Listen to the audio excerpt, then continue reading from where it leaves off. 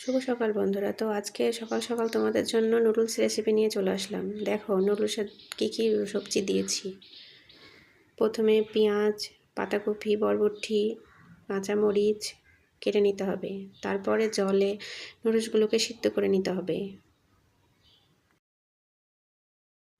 তারপর একটি কড়াই বসে তেল গরম করে নিয়ে সেখানে 2টি ডিম দিয়ে একটু লবণ দিয়ে ভেজে তুলে নিতে হবে।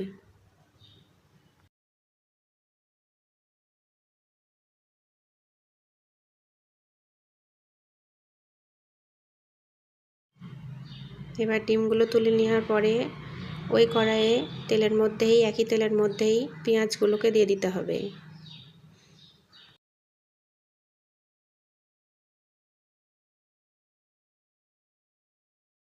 পেঁয়াজগুলো ভাজা হয়ে গেলে এক এক করে গাজর, বরবটি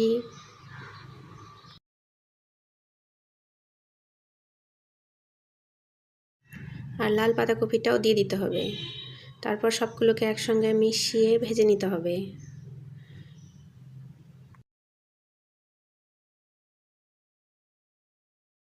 সবগুলো উপকরণ ভাজা হয়ে গেলে এখানে একটা নুডলসের মশলা দিয়ে ভেজে নিতে হবে।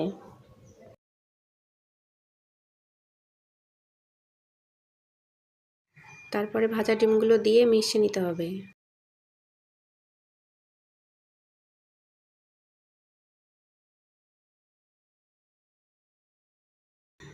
সবগুলো একসঙ্গে মিশিয়ে নেওয়ার পরে নুডলসগুলোকে ঢেলে দিয়ে ভালো করে মিশিয়ে নিতে হবে।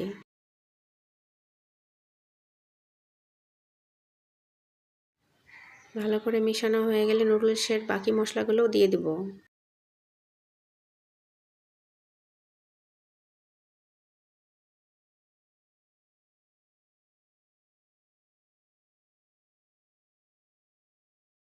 তারপরে বাকি মশলাগুলো দিয়েও আবার নাড়াচাড়া করে মিশিয়ে নিতে হবে।